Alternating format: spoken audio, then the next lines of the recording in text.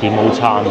我哋要一個燒鵝拼排骨飯，一個咧就燒鵝加叉燒瀨粉，咁即係燒鵝底嘅飯，燒鵝底嘅瀨粉，咁啊拼咗一個叉燒同埋燒排骨咁嘅，我哋嘅午餐啦。咁啊一個咧就係燒鵝瀨粉拼叉燒，即係話到飯，咁啊有個碗仔拔起佢咧咁樣。佢啲燒鵝咧係有落胡椒㗎，呢啲位置啊。咁仲有燒排骨都要試嘅。佢哋呢邊啲燒臘啊、燒排骨都好食。個模式好靚喎。好靚啊！呢隻叫雀貓啊。個模式好靚啊。呢一種花式叫雀貓。貓公。貓公嚟嘅，係嘅。各位觀眾，而家係朝頭早，差唔多11點啦。咁我哋咧就喺深圳啊，退咗房啊，而家咧就去東莞食少少嘢，眼瞓得非常之好。食燒鵝，東莞梗係咁去到再同大家慢慢講下。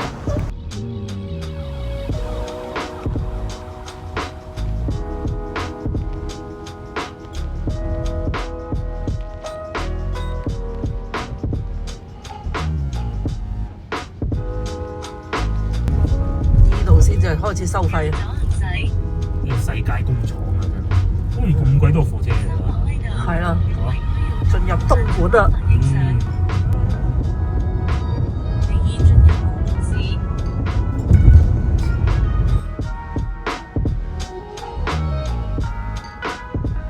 好多燒鵝嘅。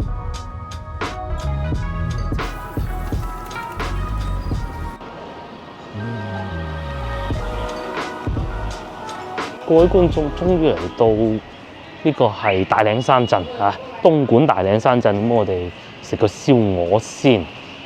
咁啊，老婆揾咗幾間嘅。其實咧呢度啲燒鵝咧，基本上你亂嚟都唔會難食嘅，我都係咁認為嘅嚇。哇！但係咧就比較混亂嗰啲路，但係個路牌又寫係大浪啊，不過都唔重要啦嚇。因為大嶺山同大浪其實係好近㗎，我哋轉翻右過去嗰度，但係睇落唔似有燒鵝食嘅咧。嚟到呢度啦，咁啊呢個咧就叫明信燒鵝飯店。哇！食瀨粉定係食飯咧？食瀨粉啊！哇，好靚啊！咁樣現場斬喎，哇！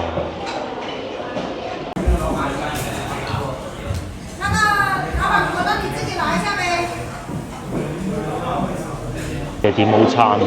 我哋要一個燒鵝拼排骨飯，一個咧就燒鵝加叉燒瀨粉，咁即係燒鵝底嘅飯，燒鵝底嘅瀨粉，咁啊拼咗一個叉燒同埋燒排骨咁嘅，咁啊35蚊同埋28蚊，啊燒排骨貴喎，但唔緊要啦，好食。東莞梗係要食瀨粉㗎啦，師傅仔就喺嗰度煮緊嘅瀨粉咯。得啦，買油啊！呢個就係我哋嘅午餐啦。咁啊，一個咧就係燒鵝瀨粉拼叉燒，呢個咧就係燒鵝拼燒排骨。咁啊燒鵝咧，佢哋呢度用黑中鵝啊，所以皮下脂肪冇咁多㗎，冇咁邪惡啦嚇。皮下脂肪先至好食。但係其實皮下脂肪先至邪惡先好食嘅。都唔緊要啦嚇！餐廳呢度咧真係火爆嘅，啲人出出入入，好多人。全碟都係燒鵝咁滯。份量又夠多喎啲燒鵝，我都不落個碗食啦。不落碗食？係啊。瀨粉咁啊有2條菜。佢哋呢啲瀨粉係好爽滑嘅。仲有燒鵝，叉燒係瘦叉嚟嘅，咁你可以叫佢揀嘢啊，好似窿邊咁，唔好食咁多窿邊啊，冇晒位要坐出去外邊添㗎，有啲人已經坐咗出去外邊嘅。咁個湯底咧係用嗰啲藥材煮㗎，冇咁熱氣㗎。你試下飲下啲湯啦，唔同㗎，同埋佢哋仲有少少酸菜金邊。呢嚿吸引嘅，呢嚿，夾唔到，呢嚿，脆嘅，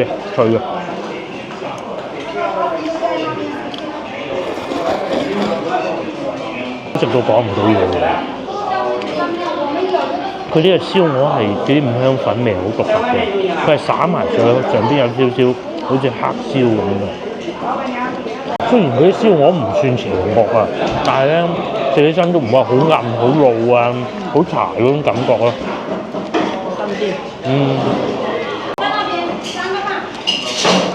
佢哋咧係當飯食嘅，所以唔可以成日咁邪惡嘅，你知唔知啊？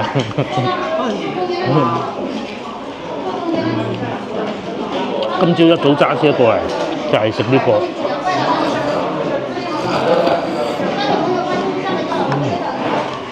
仲有我哋揀咗呢個瘦叉，其實咧佢啲叉燒咧好多都係嗰種燒到個邊窿嘅，呢個冇窿啊，走寶啊，變咗瘦叉。嗱呢嚿咧已經算肥嘅，就係僅此而已嘅。佢唔係好肥嘅鵝肉嚟㗎。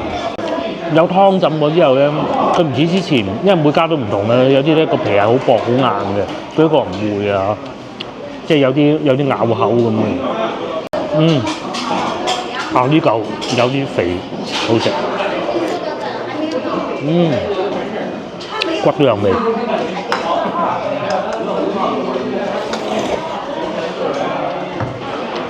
究竟東莞人從幾時開始食燒鵝瀨粉？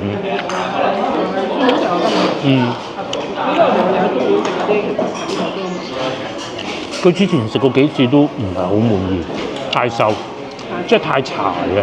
今次幾好，同埋咧要就時間啊，11點零鐘到貨啊，啱出爐啊，咁樣，咪擺耐咗咪唔好食咯，係咪？呢個就肯定唔會。佢肯定係做午市晚市之前到貨㗎嘛。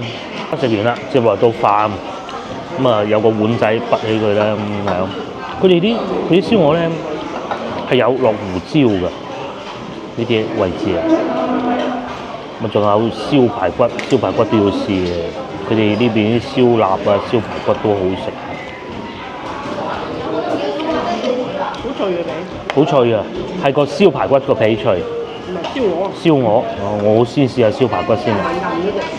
哇！喺你哋嗰邊一個咁樣嘅碟頭飯又要幾錢呢？先唔好講味道先嚇。香港應該平過外邊嘅。之前有觀眾講過話，喺美國只有燒鴨嘅啫嘛。其實好似都唔係好貴喎，10幾蚊，唔記得啦。燒排骨咧，燒排骨應該會多啲嘅，排骨嚟㗎嘛。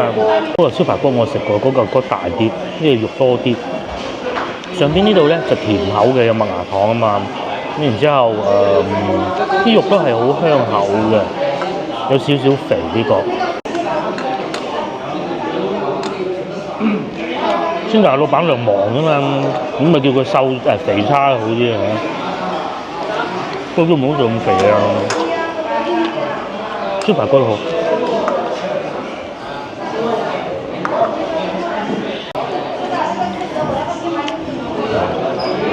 呢啲有骨嘅部位最好食啦。嚟試埋呢個冇瀨粉嘅燒鵝，哇！再加少酸菜。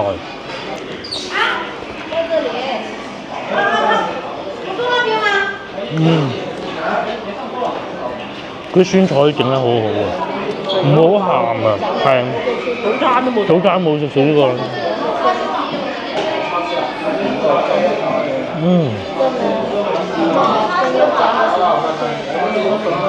個皮好脆嘅呢個，唔係好硬嗰種嘅，唔係以前食開好硬嗰種嘅。硬啲人唔真。硬又唔靚啊，脆卜卜。食飽飽啦，講下感受啦。之後裏邊搭台人太多，冇乜嘢講。食過幾次，老婆講啊嚇，就係今次最滿意咁啊，我咧就有同學帶我去嗰次都好滿意，不過佢唔喺度。有一次係大排檔，你記唔記得？大排檔嗰次又係。佢燃燒啊嘛，所以咧講明一個原因咧就係燃燒。包括我上次嗰個同學帶我去咧，佢都打電話問啊，佢話：喂，你幾點鐘到貨啊？咁樣嚇，咁樣先得嘅。喂，嗰隻貓望住我啦。邊度啊？啊嗱，唉，好似人咁啊！燒鵝，叉燒係有少少揀錯咗。如果咧人多咧，你哋嘅食法應該係你喜歡食飯，喜歡食燒鵝啦。咁啊，要個齋嘅，然之後咧燒鵝拼叉燒，佢仲有得拼燒肉啊，各種嘅燒排骨咁樣嘅啊，識食就翻嚟呢度食啦嚇。個模式好靚喎，好靚啊！呢隻叫雀貓啊，個模式好靚啊。呢一種花式叫雀貓。貓公。貓公嚟嘅，係喎。啊，呢度仲有咖啡店，4蚊9一杯，手杯啊，美式咖啡4蚊9，拿鐵6蚊9。行咗商場出嚟再講呢度，咁啊決定買杯咖啡飲咯，係啊，係啊，好平啊啦，6蚊9啫，6蚊9啫啦，分開嚟訂咯。烤眼貓係咁嘅啦。係啊。跟住去咁人哋啲資本家攞啲錢出嚟揈，咁你唔接住佢，咁佢仲再揈耐啲唔得噶嘛，係咪先？係啊，冇所謂。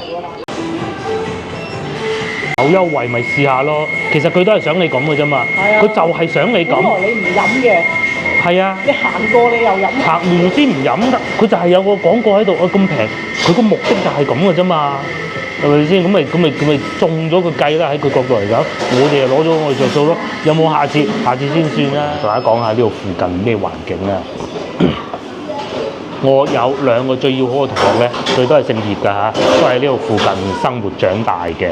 咁啊，大嶺山同大嶺係好近㗎嘛。以前大嶺山會更窮啊，窮到好凄涼嘅。咁啊，而家梗係唔同啦。大朗咧就東莞咧就發展得比較好近啲。最初佢哋係種下地啊，農民啊嘛，賣下啲農作物嘅啫。咁後來咧就工業化啦，就模仿基地，即係嗰啲冷嗰啲事，全球最大而且係壟斷級別嘅。咁但係咧嗰啲係好需要勞動力、密集勞動力㗎。咁啊慢慢咧就開始呢個行業就消退啦，因為升級轉型啊嘛。咁啊，佢哋咧我呢個同學咧，大朗呢個同學咧，因為佢哋嘅收入係以租嘅物業出去嚟賺取平時嘅收入嘅啫嘛。咁平時打下工啊嗰啲咁啊，打發日神咯。到依家咁咧就變咗一個華為小鎮就嚟咗呢度，咁啊就引咗好多產業過嚟啦。因為佢會帶動周邊嘅產業嘅，一來有人，梗係好多人嚟到呢度做佢關於華為嘅東西，譬如手機啊、各種啊、芯片啊咁嗰啲咯。咁但係我哋都會去嗰度睇下嘅，包括佢啲下游嘅產業，可能去做下啲手機殼啊，東莞一定做得到嘅。東莞做唔到，冇地方做得到㗎啦嚇。係啊，可能南海咯，就係呢幾個地方嘅啫。所以而家呢度好旺，同樣地呢度嘅樓價都係幾驚人嘅。都係東莞最貴呢邊喎。據說東莞最貴嘅樓就喺呢度附近。喺松山湖嗰邊。松山湖呢度咪松山湖咯，都係周邊嚟嘅嘛。只不過我哋今日食嘢嚟咗舊區，先頭我哋經過嗰個新區咧，就仲深圳過深圳嘅。電雞都少嘅，係啊，深圳空地電雞嗰度冇電雞，即係好似去咗歐洲咁啊，係啊，一啲唔似中國大陸嘅地方咯。佢又唔似係順德咁鄉土咯。因為佢好多嗰啲草坪啊，係綠化草坪做得好好，咁啊就有個好大嘅湖。上次阿梁即係本地同學都帶我行過啦，好舒服㗎，行去裏邊。咁我哋飲咖啡，資本家咧唔係傻嘅。咁點解個鋪頭會開喺呢度咧？梗係有人流量先至會開喺呢度噶嘛。人流量點解會有人流量？包括我哋先頭食嘢都見到啦，幾鬼多人啊！一來佢好食啦，好食啊燒鵝。隔離嗰啲冇個。未到我喎，未啊，我622。呢度總共使咗14蚊咯，2杯。6個幾一杯。6蚊幾一杯。5個9一杯。係啊，呢個因為有啲奶啊。所以再貴少少。唔係，我都係6個9啊。全部都係6個9嘅啫嘛。係。冰美式。我呢個係生椰拿鐵冰。嗰個係牛奶。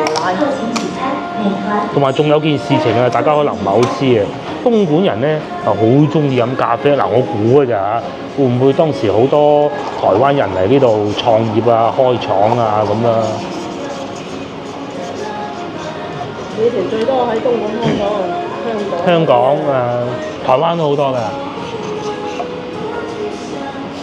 呢個係生椰拿鐵，即係椰子水味嘅。一路飲嘢一路同大家睇下樓價，呢個二手樓24,000蚊，廣州有啲都未有佢咁貴啊，好貴，不過好靚啊嚇！200幾萬有咁樣嘅屋喎，哇！117平方，樓下就係地鐵口。邊度？呢度附近咯。呢度有地鐵嘅咩？係啊。真係有地鐵㗎？係啊，新起好㗎嘛。250。咁啊，仲有啲咩？呢個靚啲啊，400萬。哇，豪宅啦！呢啲直頭豪宅。咁啊，平啲都要190幾㗎啦。咁啊，呢個局促啲啦，咁啊就又平啲嘅啫嚇。仲有咁啊，呢個已經算平㗎啦喎。呢個係萬科嘅嗱別墅啊，54,000蚊一平方，2000幾萬，仲要未裝修添。係啊，2000幾萬啊！係啲咩人買嘅咧？唔知喎。開廠嗰啲咯，老細咯。可能係啊，咁梗係老細啊，係嘛？呢度啲同學嗰啲古仔嚟講啊，咁咧就肯定條件比較好㗎啦。依家唔似以前咁窮咁咧。有個同學同我講，佢話買咗間屋，買咗2間連通嘅，打通佢。阿爸阿媽就要一齊住嘅，同啲小朋友咧，佢又好似有2個女定3個女嘅，我唔記得啦嚇。咁啊，打通佢嚟住二手嘅100幾萬。哇，正啊！哇，正到，唔係一間100幾萬啊，2間200幾啊，咁樣。哦，2間，一間100幾萬啊嘛。一間100幾萬咁咯。佢話：趁住呢排啲樓價落翻啲，咁阿爸阿媽年紀又大啦，細路仔又大啦，咁細路仔又要湊㗎。因為我同學咧好多事情要做嘅，因為村裏邊嗰啲事情咧一叫就要去㗎啦，冇得傾嘅。係啊，嗰條路塞咗你就要去。而家已經算好㗎啦，佢哋話。因為其實而家咧，即係冇咁多開發商。係啦。即係做得精啲咯。做得精啲，同埋咧以後未必會有大規模咁樣建樓㗎啦。哇！呢個勁啊！睇過咁多樓啦啊！呢個係最貴嘅，1483平方米，8萬蚊一平方，1億2。香港嗰啲唔計啊，香港嗰啲呢個1億2啊，喺松山湖裏邊㗎咯。唔好飲你呢個。係啊。咁啊，圍住個湖嗰啲全部都係4萬幾蚊一平方，貴過廣州嗰啲好多喎，但係靚喎。哇！你睇下，呢啲好似去咗歐洲咁喎。歐洲就有配套嘅，醫療教育，不過呢邊啲教育都唔差。交通啊，嗰啲地鐵啊，嗰啲咁樣大配套。呢啲咁樣啊，好似歐洲咁。同埋咧，其實東莞人都唔係好恨有地鐵嘅啫。咁有啊，梗係好過冇啦，係咪？但係你話講到話有冇個個都係揸車出行嘅，係咪？以前都係啦。我哋身邊咁多個同學咧，大學同學啊，係東莞呢個同學最早揸車嘅。佢喺廣州再讀多1年書，然之後一翻嚟就喺廣州嘅時候考埋車牌咁嘅。我記得佢當時係咁就揸車㗎啦，車出車入嘅。我仲記得佢話啱結婚個老婆嗰啲油費仲貴過工資，好好笑㗎。呢啲就係我哋廣州人睇唔到嘅，冇可能做得到嘅事情。個產業幾好咧，圍住個湖邊，咁啊呢啲別墅2000幾萬啊！佢大個陽台踢波都得啊！你有冇見過人喺陽台踢波㗎？係啊，嗰啲。係啊，踢波都得喎。好似美國啊嗰啲。美國都得㗎，歐洲就難講啦。美國點都得嘅。即係嗰啲啊。紐約唔得㗎，紐約肯定唔得。死啊個陽台！踢波就未免誇張啲啊，但係真係大到不得了啊！即係市區嗰啲唔得。係啊。咩加拿大嗰啲停唔到啊！停到車都停到入去啊！前邊又遠，後邊又遠。係啊，咁所以佢哋一嚟到廣州咧，即係同學呢班，佢哋唔慣嘅，佢哋好唔慣嘅，逼逼結結咁樣，真係連啲貴又睇啲所謂平少少啊，2萬1啊，180萬都，個同學咪應該就係呢啲啦，可能嗱呢啲係100萬，唔係冇㗎嚇，唔係話全部都係3-4千萬啊，有啲80萬都有㗎。如果咁計啊，中山都有性價比。中山性價比高。係啊，其實中山以前好貴㗎，而家平咗啊。嗱萬幾蚊呢啲都幾好啊嚇，咁夠唔夠咁梗係夠，13年樓嚟。嗱你附近啊，中山。又睇下物價。真係平喎。3毫8嘅5包價。係啊。即係呢啲咧就係俾嗰啲做工嗰啲人，嗰啲超市。榴蓮唔好講啦，度都咁貴啊。係。有啲似中嗰個叫咩？深圳啊。深圳哦，即係外地菜。美食街應該到夜晚好旺嘅燒鵝啊，又係燒鵝。成條街味燒鵝。就係燒鵝。燒鵝咯，應該比較代表。咁啊，上邊嘅公寓咪人哋係打工嗰啲人咪喺度住咯。嚟咗商場啊，全部都係餐廳。嗱，你話俾你揀係食先頭嗰啲定係呢啲啊？嗱，先頭就要搭台嘅嚇，我講清楚先啦。呢啲就唔使搭台嘅，不過就你揀啦。我覺得先頭嗰啲會好啲。咁啊，各人都有個人揀㗎嚇，諗住睇下人哋如果你話譬如好似尋日喺深圳咁喂，如果你話喺依度4000幾，好過深圳4000幾啊。我都覺咯，係啊。深圳租屋貴啊。係啊，本身係打工先。租屋比較平啊。租屋平。儲到錢。係，即係使費平。咁你咁平就可以食到一個燒鵝飯啊！即係就等於問你咧，你中意食燒鵝飯啦、燒鵝瀨粉啦，定係豬腳飯咁咯？嗬，係啊！而家係差唔多2點啦。咁啊，呢個順德菜啊，蒜蓉粉絲蒸元貝，撈起呢個雞，哇！呢度隔離係食中華壽司，即係咩咧？即係白切雞壽司嗰啲啊，9蚊9半隻啊！咁有半隻賣嘅咩？我好想知啦。再嚟。都係4000蚊咯嗱。都係4000蚊，起碼要4000蚊先得㗎啦。咁你起碼住平啊嘛。就係咁嘅裏邊。烤肉咁嘅，話嗰咁似我同學嘅。人才啊，理工男啊，或者咩嘢嗰啲咧，咁你就去大城市。係。不過咧，深圳咧就係嗰啲科技公司同埋嗰啲，即係唔係做實業嘅，有啲。普通人。陳家祠嗰個商場啊嘛，似梗係啦，仲有小青龍雙人餐。不過如果講到食嗰個烤肉就深圳抵食啦嚇。尋日抵食啊！嗱呢個其實真係差唔多喎，我覺得，但係佢變咗龍蝦咁啊，突然間貴多成100蚊咯，係嘛？好正啊！即係如果你去可以試下，不過未必有嗰個套餐。係，或者過幾日冇嘅。嗰個鰻魚超正。咁啊都係啲外地菜，咁啊係啊，有外地人嚟做嘢，就梗係要俾翻人哋食外地菜啊嘛。辣菜，人算多嗬。深圳係每個地方都咁多人嘅喎。深圳多人多啊。係嘛？廣州都唔係㗎。深圳係每個地方都咁多人㗎。睇住佢冇乜人啦，好似琴日咁食嘢上去之前冇人，因為食完翻落去全部都係人。你以為啊？行個市場都俾人逼啊！真係咁。係一樣嘅啫。一鬼樣。呢度會好啲，呢度會好少少。咪一樣會有電影院啦。上邊又有超市啦，呢度係炸串啦、蛋撻啦，係啊，佛山都好多呢啲咁樣商場。客家菜，係上邊仲有深圳菜、椰子雞。阿爸同個仔仔影相咯，就係狗狗。係，梗係食靚燒鵝多過中意食呢啲啦。唔係唔好食，但係你喺靚燒鵝面前，梗係靚燒鵝好啊。如果你係想去食嘢啊，咁你可以睇我哋嗰啲視頻。即係我前邊嗰啲又係辣嗰啲啦，比較性價比比較高同埋。呢度咧交通路線咧係咁嘅，地鐵站就真係有，不過係遠啲10幾公里。但係我同你講，你得一條地鐵線係冇用。係啊，佢而家新開咗一條新嘅啦。2條啊，3條啦。咁啊啱啱就喺2個地鐵站中間咯。嗱，下邊深理宮就係深圳嘅地鐵站。所以人哋講話人哋東莞人啊，開車去地鐵門口坐地鐵食。所以咧喺東莞呢度啊，要揸車咯。真係揸車啦！揸車好緊要。電雞都好嚇。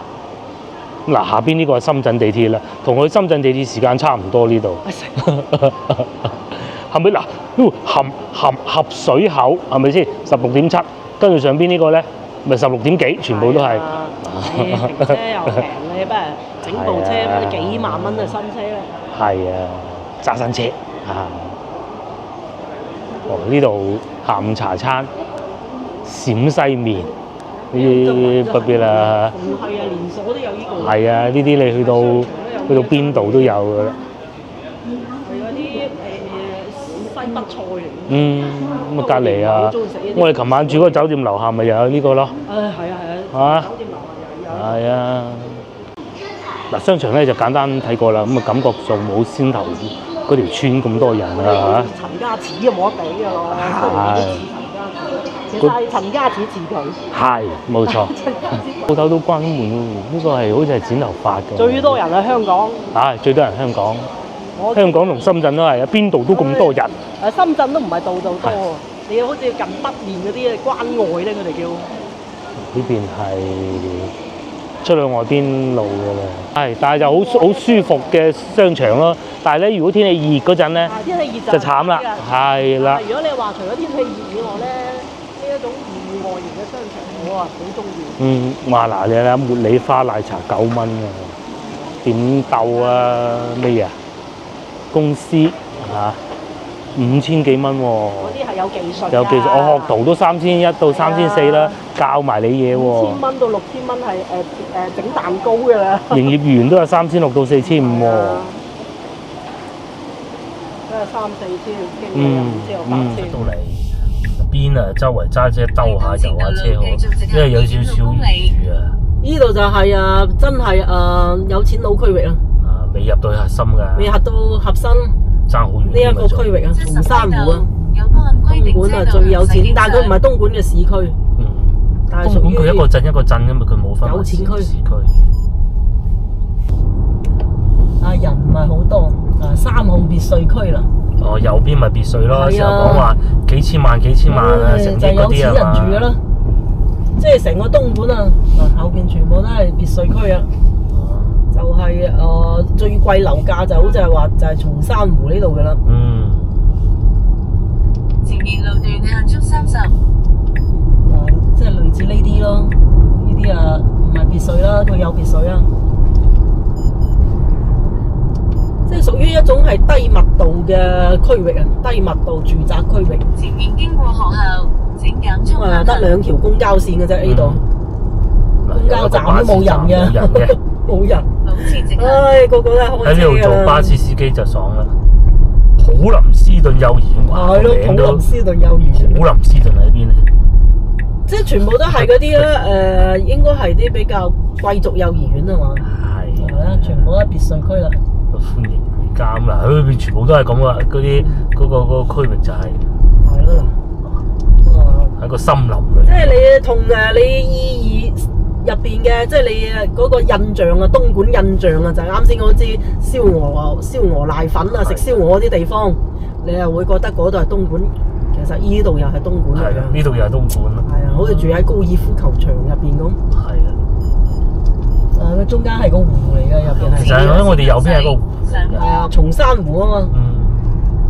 松山湖1號又係別墅區，萬科開發㗎。好多㗎萬科呢度。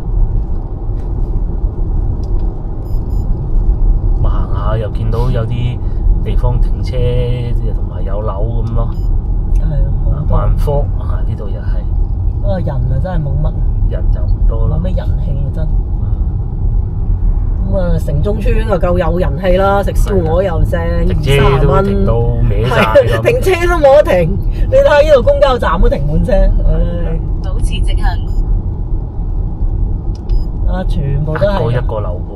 一個樓盤啊！呢度全部都係樓盤。咁喺度有架車就好爽啊！住得呢啲都唔會冇車咧，係嘛？即係好似喺香港住山頂咁。類似啦，可能。差唔多咯，係啊，安靜啊嘛。呢種咯，呢種咯。呢一種都成2萬幾蚊㗎，即係唔係別墅嗰啲？平嗰啲都2萬幾蚊啊。喺個森林咁好似嚇。佢就住喺個森林入邊咯。嗰啲樹木又夠多。佢嘅賣點就係嗰個湖啊嘛，同埋個環境啊嘛。尤其而家落住雨，其實係好舒服嘅。咁啊，如果你話嗰啲別墅啊，2000幾萬啊，我哋啱先睇過都億幾都有啊，億幾都有。不過嗰啲就鳳毛麟角啦。真係，不過呢啲啊，你睇下你點諗真係。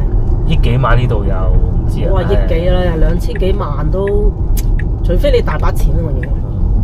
有5間咁喺度買，係啊，即係啲錢多到多餘嘅。如果我買2000幾萬，老實講，我寧願啊廣州啊白鵝潭大平層啊。好，我哋喺度穿入去。因為佢呢邊咧，佢就係賣環境咯。你廣州嗰啲就賣成個生活配套，醫療啊、教育啊、交通啊咁樣。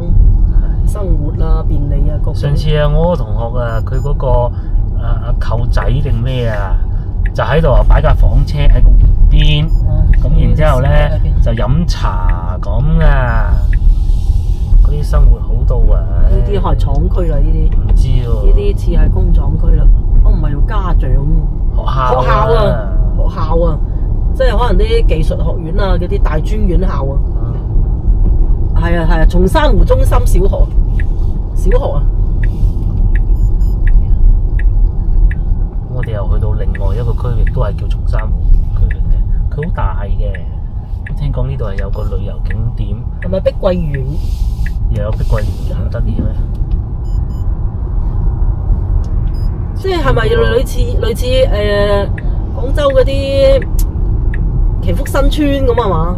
但係又細好多祈福新村。佢唔係，佢祈福新村係一個小區嚟㗎嘛。係啊，佢呢度係一個大嘅區。係啊。松山湖區域。即係等於麓湖，全部攞嚟開發做住宅咁咯。水庫管理。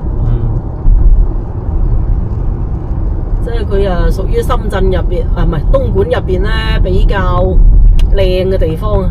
松煙雨驛站。係啦，我哋就係去嗰度啦。嗰啲樹木啊好多㗎，嗰啲樹好貴啊，使好多錢啊，不停喺度搞緊基建嘅。過咗添。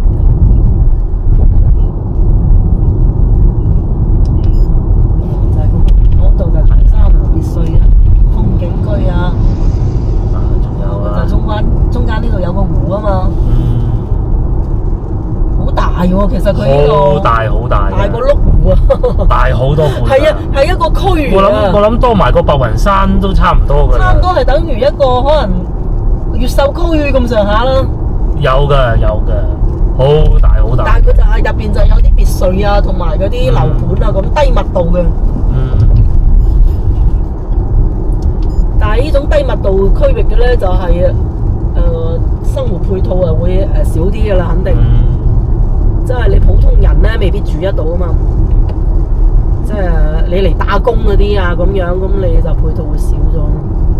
你想話食碗雲吞麵都可能難啲咯。難啲。想話落樓下食個雲吞麵，咁你都要開車啦。係啊。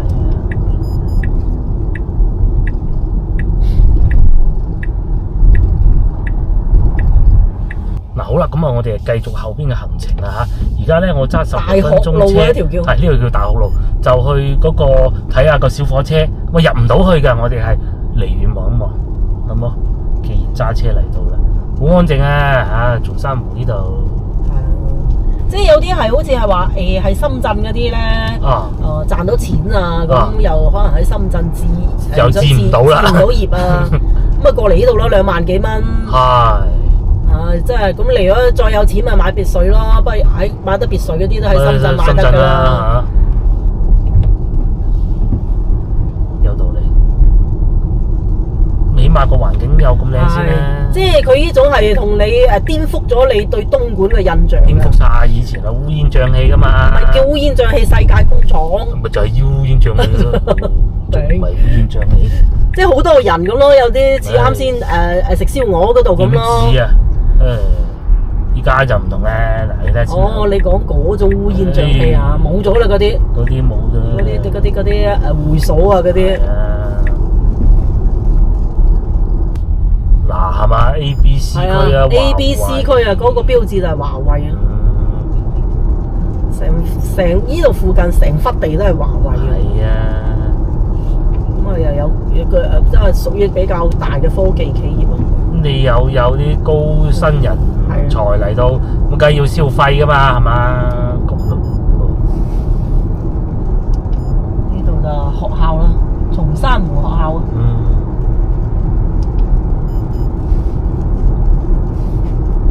呢條路啊，梗係整靚啲中學嚟嘅喎，呢度呢啲學生啱啱落課，哇咁大一間中學。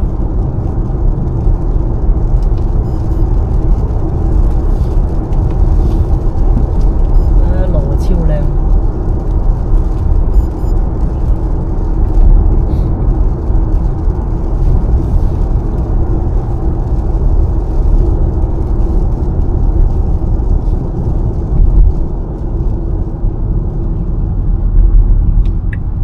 啲樹都靚啲啊，有型啲。好多嗰啲孵化機械人基地啊，呢度。機械人。即係嗰啲科技嘅孵化公司啊。即係未賺到好多錢，但係咧你投入好多錢投入好多咁樣嗰種去研發，咁佢就即係嗰啲孵化企業嗰啲科技孵化企業啊，未曾成為大企業之前。引入人才，咁人才唔係日日食燒鵝噶嘛，燒鵝科技啊，同埋人才嗰啲佢不拘一節噶嘛，咁但係你要俾佢舒服嘅環境，唔通你仲夜晚叫佢買菜咁咯？咁啊大學啊，梗係大學創新城呢度。係啊，不過一心大灣區大學喎。咁犀利。呢度有香港科技大學定咩？理工。香港理工大學，即係東莞校區。好似係。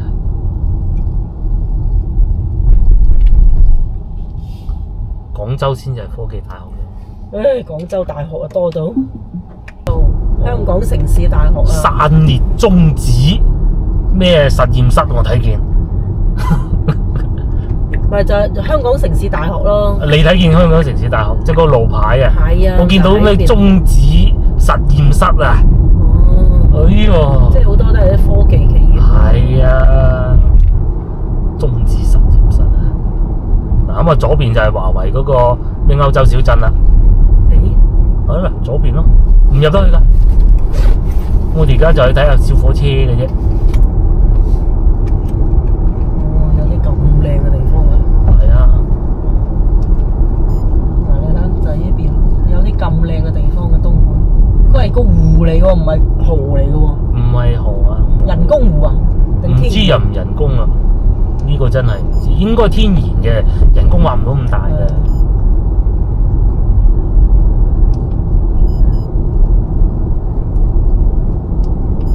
中集智谷，咁佢嗰啲集裝箱公司都有啲錢都要搞下呢啲嘅。咁啊，左手邊啊全部就係華為嗰啲咩歐洲小鎮啦。A B C D 嘅附住到 M 區都係華為嘅。係啊。你諗下佢幾大？佢就好大，但係佢就唔會猛咁起樓。佢好多產業㗎嘛，你又啦手機啦，我淨係講咗手機啊，咩家庭嗰啲咩有音箱啊，諸如此類啊嘛，更加要好大㗎啦。咁啊，引入咗一啲學校。啊。哦，呢邊啊，新樓喺度全部都係。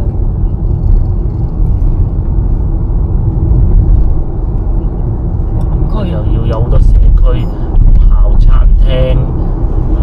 一樣有村㗎喎，梗係有㗎啦。呢邊啊有啲村啦，有村，又有啲休閒嘅地方，即係屬於大朗㗎嘛。大朗係啊。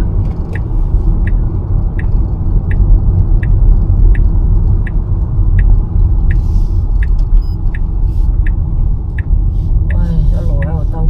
好啦，咁啊，終於接近我哋今次旅程最後一個景點，睇下有冇封住啦，就好似嗰啲人咁樣停住部車咁過去睇啫嘛。仲有隻狗添，個個都停住部車喺度，咁啊過去睇下佢咯。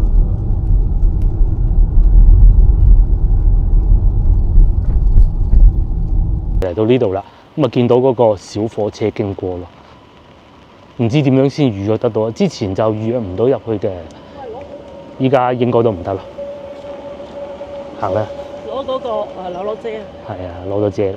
而家咧就咁啊，成個封住咗。就唔俾佢可能驚你游水入去啊，偷佢嗰啲研發成果啊，梗係唔係啦。就喺呢度可以落去嘅。其實係咁嘅，嗱，我話俾你聽點解啦。淨係咁嘅，我咧咪成日講有同學喺呢度嘅，咁佢咧就識啲其他都係朋友啦嚇，就呢度都係當啲小官嘅城管。呢度咧就到節假咧，搞烏煙瘴氣，下邊又話賣下嗰啲臭豆腐啊，賣下嘢咁，搞到好烏煙瘴氣咁啊，所以咧就封住咗啊。不過咧確實啊，呢個小火車咧就真係唔入得去嘅普通人啊嚇。維園宮有咩情況下可以入得到去咧？譬如話研發啦，有發佈會啦，譬如好似我咁啊。今次華為邀請我，佢哋呢個5折疊屏嘅手機發布啦，咁啊想我向海外啊，向我嘅觀眾啦推廣我，咁佢哋就會邀請我入去，我發個函咁啊寫住阿畢生你可以入去啦，咁咯，係啊，仲惡過入去市政府啊嚇！喺呢度咧就可以坐啲小火車入去咯，專門整埋一條火車係入去園區。好似呢種情況咧，就我阿公年輕的時候就遇見過啦。佢就係要坐火車翻工嘅，嗰陣驚啲反革命分子盜取機密咯。咁即係呢度可能就係華為啲員工買多㗎啦，呢度。唔係啊，呢度係辦公區域啊。辦公區域啊？辦公區域嚟㗎，係咁樣㗎。以前啊，仲可以入去嘅。以前咧就可以落到下邊嗰個縮企嗰度嘅，再入都唔得㗎啦。唔得啦，唔得㗎啦，就只能企嚟呢度啦。咁咯，普通人啊入唔到去。佢咁樣，佢以前咧比落咧就搞到烏煙瘴氣，好多嗰啲走鬼檔，唔係走鬼檔，賣下啲烤腸仔啊，嗰啲諸如此類。依個區域就係唔要嗰種。係啦，佢就係唔想要嗰種。諗住即係啲歐洲小鎮嗰啲咧，去唔到歐洲都可以喺呢度住嗰種。唔係呢度唔係住，呢度係研發基地公司、辦公室、寫字樓。咁嗱，嗰邊嗰啲咧就可能係會唔會係宿舍咧？咁我唔知啦啊！呢度分分鐘大過越秀區啊！叫做華為流溪貝坡村 E 區 M 區前邊呢度啊嚇，貝坡村其實就係佢哋嘅研發基地嚟嘅，但係真係唔係樓盤嚟㗎，係咪？大嶺山工業區呢度啦，19,000蚊啊！碧桂園啊，啱先咪見過咯，應該嗰堆啊，我估。碧桂園2萬，你唔好萬零啊，19,000 180萬。180萬啊！就住喺呢個華為歐洲小鎮旁邊咁咯。翻呢幅地圖，呢個睇樓嘅地圖嚟啊！大家睇唔見有藍色陰影嗰啲咧，其實就唔係華為工業區嚟嘅。咁咧嗰啲係可以賣嘅。嗱，即係我啱先講碧桂園啊嗰種嘅華資，或者下邊洋屋2個字2.8萬。咁但係咧呢度冇陰影，呢啲地方咧全部都係華為嘅地方。佢就睇啱依忽，冇錯啦，啊嘛，冇錯啦。即係嗱，一上到上邊3.7嗰度又係松山湖區3.7萬。係啊，佛子坳咪先頭我哋買咖啡嗰度啦。你撳入去睇下，松山湖城區，撳入去。3.7萬喎，3.7萬啊，4萬幾蚊一方喎嗱，呢附近啊，唉，呢啲買到嚟係去科技企業。科技企業係嘛？你入問題，你租都未必有人租得。咁唔係啊，或者人哋啲研發人員工資幾千萬一年，佢自己買啦，仲使乜？佢又唔中意買啊咁咯。咩人都有嘅，你點知嗰啲人嘅啫？係咪先？有火車。哦，有火車過係嘛？哦嗱，啱啱又有火車過啦，幾威水！咁裏邊係有人坐㗎，就係嗰啲員工咯。就係俾員工坐。員工坐，或者可能有啲訪客咯。冇㗎，我哋呢啲預約唔到嘅。就係咁啦。係啊。咧俾落埋去啊，咪驚啊！呢啲哥哥賣番薯咁落去，搞到佢烏煙瘴氣。我都落過去啊，下邊嗰度，依家唔俾啦，咪係咁剷草咯。仲要日日揾人剪草咧？係啊，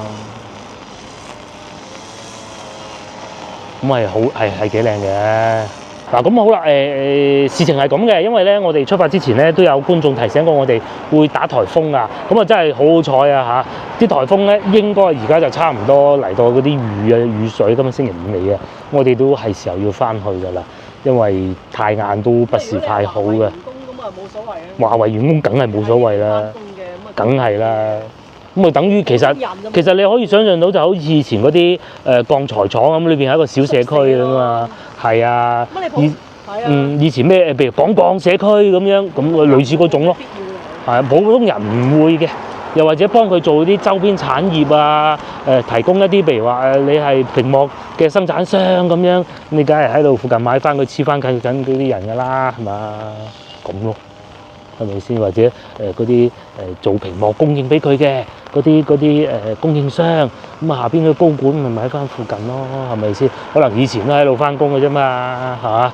咁啊太多細節就不講啦嚇，圍住咗咯。之前係喺度行落去嘅，有一人踩個電單車咁啊入去㗎啦。即係講到底啊，科技同你普通人啊冇咩區別啊。係啊，唔係8萬年薪啊，有幾工資其實你同你普通人冇關係。擺滿點雞咯，係啊。呢啲就普通人啦。呢邊普通人啦，其實前邊都係其中一個區域嚟嘅，正前方啊嚇，有個閘入去嗰度都係嘅，我哋不能進去。不過成日啲人話喂有幾即係你好似去到深圳或者廣州都好啦，哇！你又特別深圳幾多錢工資？上海、北京，你睇你自己能力嘅啫。係啊。